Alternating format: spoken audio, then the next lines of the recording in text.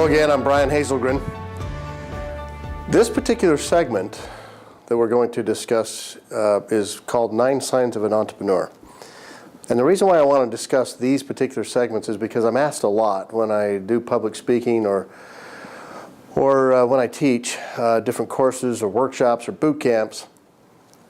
A lot of the times the people come up to me afterwards or even during the session and they want to know, do you think I really have what it takes? How did you know when you understood what it takes to be an entrepreneur? You know, and there's a lot of answers to that. We can cover the gamut of why people are entrepreneurial minded, why they don't mind taking risk, why they love to innovate, why they love to solve problems.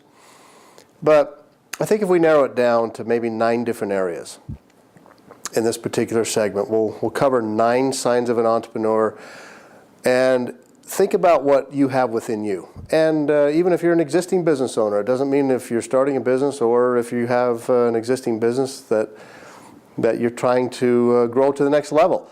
I think really what we want to cover today is these 9 signs and then let you decide if you have that entrepreneurial mindset or not. So here we go. Let's jump right into it.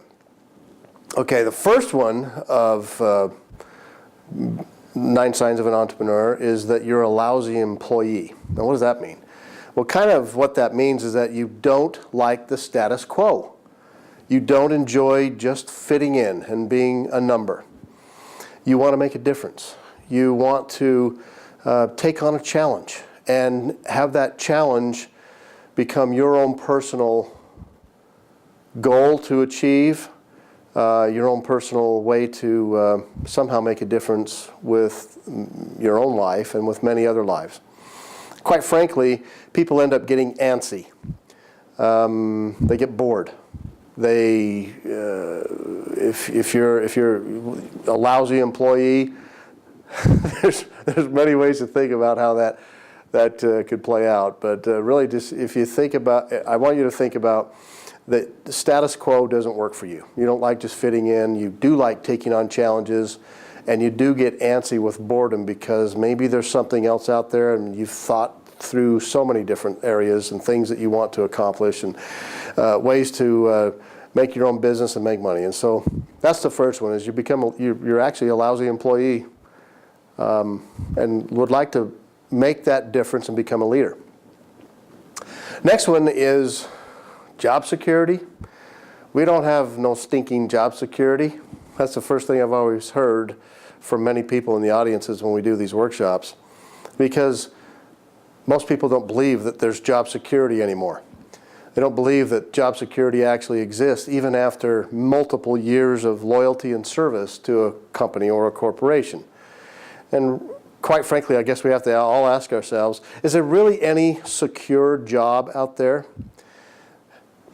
Have you ever been fired from a job? Have you ever been laid off?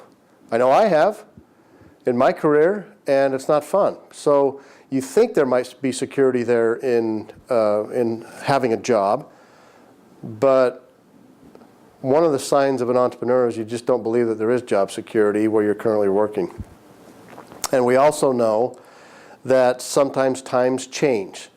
Markets evolve. Companies downsize. Companies get acquired.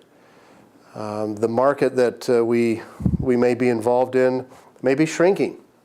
Think about if you were in the market of manufacturing fax machines and you saw the email and the internet and all of the other technological things, the mobile devices coming out. Fax machines are not a great area to be involved in manufacturing today because there's no demand for it. So times change and markets evolve. And I want to just give you a story about job security of a friend of mine who was at a company for 19 years. While they were at this company for 19 years, they did amazing things. Obviously formulated some incredible bonds and relationships during that 19 years. But then all of a sudden, Larry found himself in a particular scenario. And by the way, I have many friends named Larry, so if you do know some of my friends, don't just be thinking of one, because you may not even know this particular Larry.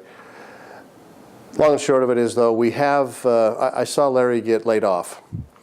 And it was just freakish all of a sudden. One day, new boss came in, said, you know what, you've been here a long time, it's time to let you go. And of course a lawsuit ensued, and I won't get into all those details, but that was 19 years of loyalty. Larry thought he was going to retire from that particular company. Didn't happen. Got laid off, company downsized, and somebody else younger was hired to replace him. So again, job security doesn't always exist out there. Third area, 9 signs of an entrepreneur, is really what's next. And I've often found myself or other people questioning not just me, but other people, what is wrong with you? Why are you always thinking about innovating? Why are you always thinking about coming up with something new? Why is that so important to you? What's the point? Why? And then sometimes we actually start thinking, well, maybe there's something wrong with me internally, because I want to create. I want to innovate.